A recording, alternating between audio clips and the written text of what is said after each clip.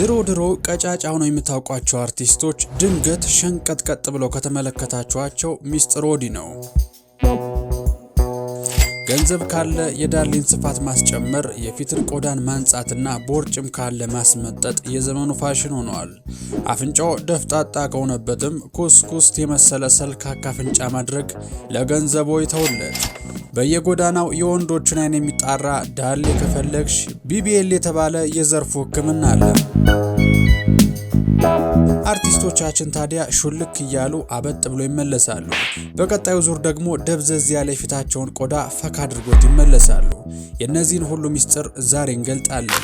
ታዲያ አጌጥ ሲሉ ይመላለጡ እንዲል ያገር ሰው ከዚህ ሰርጀሪ ጀርባ ያለው የጤና እክሎችንም እንዳስሳለን። በዚሁ ሰርጀሪ ምክንያት ህይወቷን ያጣችውን እንስት ታሪክም ይዘንላችኋል። የሰርጀሪውን አጀብ የሚያሰኝ ዋጋና የሀገራችን አርቲስቶች የትኞቹ የዚህ አይነት ሰርጀሪ እንዳሰሩ ከነ ማስረጃው አጣምረን ይዘናል። ሰከላ ማርያማዊት አባተ ህዝብ ያያት መልኳ ከዚህ ወደዚህ የተለወጠች በርካታ ሰርጀሪዎችን ያደረገች በኢትዮጵያ ፊልሞችና የሙዚቃ ክሊፖች ታዋቂነት ያተረፈች እንስት አርቲስት ናት። በተፈጥሮ የነበራት ፊት ይሄኛው ነው። ከሰርጀሪ በኋላ ደግሞ አሁናዊ የፊት ገጽታዋን ይመስላል። በሉ አንድ ባንድ እንመልከተው። የመጀመሪያው በግልጽ እንደሚታየው የከንፈሯን ቅርጽ በዚሁ መልኩ አስቀይረዋለች። ፊቷ ላይ ያለው ሰርጀሪ ይሄ ብቻ አይደለም። የአገጯንና የጉንጯን አጥንት በዚህ መልኩ ቀጥ እንዲል በማድረግ በፊት ከነበረበት ክብ አይነት ቅርጽ ወደዚህ የፊት ቅርጽ ቀይረዋለች። ከማርያማዊት ፊት ወረድ ስንል ድሮ የነበረችው ማርያማዊት ቅርጿ ሙሉ በሙሉ ተቀይሯል። ይሄ ሰርጀሪ BBL በመባል ይታወቃል። ትርጓሜውም ብራዚሊያን ቦት ሊፍት ማለት ሲሆን ሆድ ላይ፣ ጭን ላይ እንዲሁም ጎን ላይ ያሉ የሰውነት ክፍሎችን ስብን በማስወገድ ከዚያም ስብን ወደ መቀመጫ በመውጋት መጠናቸውና ቅርጻቸው እንዲጨምር ያደርጋል። የዚህ ቀዶ ጥገና ዓላማ የሚያምር የዳሌ ቅርጽ መፍጠርና ስብን በሌሎች የሰውነት ክፍሎች ላይ መቀነስ ነው። ታዲያ ይሄ ዳሌ ለማሳመር ተብሎ የሚሰራው ሰርጀሪ ምን ጉዳት አለው ስንል ጠይቀናል።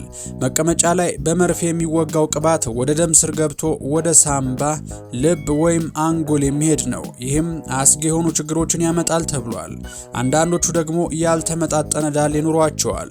ነገሩ የሚሰጠው በመርፌ ነውና በትንሽ ስህተት የተለያየ መጠንና ቅርጽ ያለው ዳሌ ሊኖራቸው ይችላል። አጀብ እኮ ነው። ይህን ሰርጀሪ ከተሰሩ በኋላ ለበርካታ ሳምንታት እንደፈለጉ መቀመጥ የለም። አርፎ ተርፎም ስቡ በተወጋበት ቦታ ላይ እየቆየ ስር የሰደደ ህመምን ይፈጥራል ተብሏል። ታዲያ ማርያማዊት ዳሌዋን በማተለቅ አላበቃችም። ደብዘዝ ያለው ቆዳይስ ማን አለው በማለት የፊት ቆዳዋን የማንጣት አሊያም ስኪን ብሊቺንግ የተባለውን በረከትም ተካፋይ ሆናለች። ታዲያ ይሄ ሁሉ ሲሆን ጥርስ ሆዬ እኔ ስለምን ይቅርብኝ ሳይላት አልቀረም። ቬነር የተሰኘውን የጥርስ ማስዋቢያም አድርጋለች። በአጭሩ ማርያማዊት አባተ ፈርሳ ተሰርታለች። በዚህ ከተገረማችሁማ አንድ ነገር ልጨምርላችሁ። እስኪ የማርያማዊትን ጸጉር ልብ ብላችሁ ተመልከቱት። የድሮውንና የዘንድሮውን ራስን አፍርሶ የመስራት ኢንዱስትሪውን ቀጥ አድርጋ እየመራች የምትገኘው አርቲስት ማርያማዊት ሄር ትራንስፕላንት አሊያም የጸጉር ንቅለ ተከላም አድርጋለች። ሀናን ታሪክ እንዲሁ ስትታይ ክልስ የመሰለች ቆንጆ ብትሆንም እኔ ስለምን ይቅርብኝ ብላ ጥቂት ሰርጀሪዎችን አድርጋለች። ከነዚህም ውስጥ ተጠቃሹ ወጣ ላለው ግንባሯ ጸጉር ማስተከል አሊያም ሄር ትራንስፕላንት ማድረግ ነው። ሌላኛውና ዋነኛው እንዲሁም ውዱ ሰርጀሪ ደግሞ ያው BBL ነው፣ መቀመጫ የማሳደግ ሰርጀሪ። ተመልከቱ፣ ከዚህ ወደዚህ ቀይሯታል። በነገራችን ላይ ይህን ሰርጀሪ ለመሰራት በትንሹ ከ5000 እስከ $15000 ይጠይቃል። ይሄ ማለት በብር ከ600,000 እስከ 1.9 ሚሊዮን ብር ገደማ ለሰርጀሪው ብቻ ይከፍላሉ። በትንሹ የአንድ ዶክተር የ5 ዓመት ደሞዝ እንደማለት ነው። ለነገሩ የዚህ ሰርጀሪ ዋጋ መወደዱ በጀን እንጂ ረከስ ቢል ሀገሬው ሁሉ ባለዳሌ ሆኖት ባረፈው ነበረ። ዳናይት መክብብ ሴቶችም ወንዶችም የሚወዱላት የቁንጅና ባለቤት የሆነችው ዳናይት መክብብም ቁንጅናዋን ለማጉላት አንዳንድ ሰርጀሪዎችን አድርጋለች።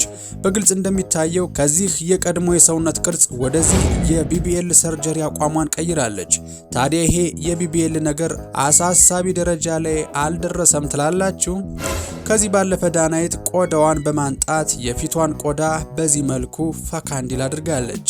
የዳናይት የገጽታ ግንባታ መች በዚያ በቃና የከንፈሯን ቅርጽን በምታዩት መልኩ ከመሰራት አልፋ ድሮ የነበራትን የፊት ቅርጽ ወደዚህኛው ለውጠዋለች።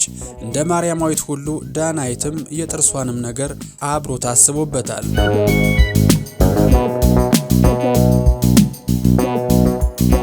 እፀዮት አበበ ቱጃር ብትባል የማይበዛባት እፀዮት አበበ እጅግ ውድ የሆነውን ሰርጀሪ ከተሰሩት አርቲስቶች ዝርዝር ውስጥ ተካታለች።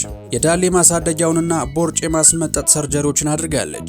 ካላት ዝናና ሀብት አንጻር ደግሞ ፈካ ጥርት ብላ ትታይ ዘንድ የፊት ማንጣት ሰርጀሪም አድርጋለች። ፊት ከነጣ ደግሞ ከንፈር እንዳይሳጣ በግልጽ እንደሚታየው የከንፈር ቅርጿንም በዚሁ መልኩ ለውጠዋለች። ታዲያ እነዚህ ሁሉ አርቲስቶች በአንድነት የተሰሩት የዳሌ ማሳደጊያ ወይም BBL የተባለው ሰርጀሪ ምንድነው ችግሩ ካላችሁ የዚህን ሰርጀሪ አስከፊነት ማሳያ የሆነች አንዲት እንስትን እናንሳ። ሄዘር ሜዳውስ የተባለች ወጣት BBL በተሰኘው ቀዶ ጥገና ምክንያት ህይወቷ እንዳለፈ ተዘግቧል። የዳሌ ማሳደጊያ ስብ ወደ ውስጥ ሲገባና የደም ስሮች በሚዘጉበት ጊዜ የሚከሰተውን የስብ እብጠትን ተከትሎ ለሞት የሚዳርግ አደገኛ ሰርጀሪ እንደሆነ ይነገራል። BBL የሆነ ሆነና ከቅርብ ጊዜ ወዲህ እጅግ በርካታ አንስቶች ይህን ሰርጀሪ በድፍረት እየተሰሩት ይገኛሉ። ማህደር አሰፋ በውበቷ ብዙዎችን የማረከችው ተዋናይት ማህደር አሰፋ ባላት ውበት ላይ ሌላ ውበት ለመጨመር ሰርጀሪ ከተሰሩ አርቲስቶች ዝርዝር ውስጥ ትገኛለች። በውበቷ የኢትዮጵያን ታላቅ ባለሀብት በውበቷ መማረክ የቻለችውና የአደባባይ ሚስጥር የሆነው ፍቅራቸው መቼስ የአባትና የልጅ እንዳልሆነ ሙን ነው። ታዲያ የድሮዋ ማህደር አሰፋ ይህች ነበረች። እድሜ ለዳሌ ማሳደጊያ ሰርጀሪ የአሁኗ ማህደር ይህች ናት። ሌላኛው ሰርጀሪ በስካሁኖቹ አርቲስቶች ላይ አልተመለከት ነው። ማህደር የጡት ማተለቂያ አለያም ብሪስት ኦግመንቴሽን የተባለውን ሰርጀሪ፣ ቦርጭ ማስመጠጥ አለያም ሊፕሶንክሽን የተባለውን ሰርጀሪም ጨምራ ተሰርታለች።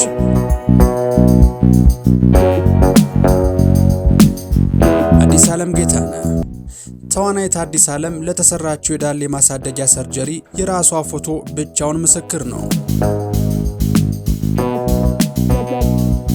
ሰላም ተስፋዬ በፊልም ብቻ የዝናን ማማ መንካት የቻለች ተወዳጅ አርቲስት ስትሆን በፊት የነበረችው ሰላም ቀጫጫና የሰውነት ቅርጿም ይሄን ይመስል ነበረ።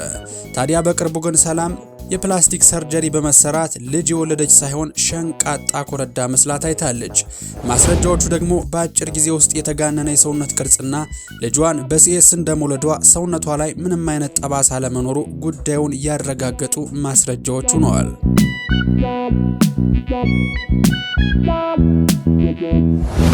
ብሩክታዊት ሽመልስ በጥቂት ፊልሞችና በአወዛጋቢ ባህሪዋ እንዲሁም በቅብጠቷ በርካቶች ያውቋታል። ልደቷን ውድ መጠጦችን እየደፋች በማክበሯ አንድ ሰሞን መነጋገሪያ ሆና ነበር። ብሩክታዊት የሰራቻቸው ፊልሞች እጅግ ጥቂት ሆነው ሳለ የምትኖርበት ቤት፣ የምትነዳው መኪናና የላይፍ ስታይሏ ግን እንደ ሚሊዮነር የሆነባቸው ተመልካቾች የገቢ ምንጯ ምንድነው ሲሉ ይጠይቃሉ። አንድ ሚስጥራዊ መረጃ ደርሶናል። ከሰሞኑ ወደ እናንተ እናደርሰዋለን። ታዲያ ቪዲዮ እንዳይመልጣችሁ ሰከላ ዩቲዩብን ሰብስክራይብ ማድረግ አትርሱ። ብሩክታዊት ታዲያ ቅንጡ ህይወትን በትንሽ ፊልም ከመምራት አልፋ ውድ የሆነውን የዳሌ ማሳደጊያ ሰርጀሪም ተሰርታለች። የወቁልኝ ፎቶ የመሰለ የፎቶ አነሳስ እየተነሳችም በማህበራዊ ገጿ ስታጋራን ነበር። አጀብ! የማርያም ወርቅ ወይም ማርዜል ስሟም የሚታወቀው በሜካፕ ነው። ታዲያ ይህች እንስት ቀደም ብለን እንዳልነው ፈራርሰው ከተሰሩት ውስጥ ትመደባለች። እንዴት ካላችሁ ተመልከቱ። ግንባርን እንዲህ ማስገባት ይቻላል እንዴ? አዎ፣ ጸጉርን በማስተከል ግንባር የወጣ ጸጉር የሸሸ ከማለት ያርፋሉ። አፍንጫይም ተደፈጠጠ አሞጠሞጠ ብላችሁ ከተሳቀቃችሁ እንደዚህ እንደ ጭቃ ፍርሳችሁ በፈለጋችሁት ቅርጽ ማሰራት ትችላላችሁ፣ ገንዘብ ካላችሁ። ከንፈሯንም ወደዚህ ለውጣለች። የፈረደበት ዳሌም ሆነ የፊቷን ቀለምን በማፍካት እግዚአብሔር የፈጠራትን ሳይሆን ራሷ የፈለገቻትን ማርዜል ወደ መሆን ተሸጋግራለች። በእርግጥ ይህ ጉዳይ አጨቃጫቂ ነው። ፈጣሪ የሰጠንን ሰውነት ብናስውበውና ብናምርበት ምንድነው ችግሩ የሚሉ በርካታ አርቲስቶች አሉ። አየለም ፈጣሪ የፈጠረልን ገላና መልክ ይበቃናል፣ ኃጢያትም ነው የሚሉ ወገኖችም አሉ። ውድ የሰከላ ቲዩብ ቤተሰቦች ለዛሬ ያዘጋጀላችሁ ቪዲዮ ይመስል ነበር። በቀጣይ በተሻለ ቪዲዮ እስከምንገናኝ ሰላማችሁ በዘት ይበልልኝ እያልኩ ይሄኛው ቪዲዮ ጋበዝኳችሁ። ሰከላ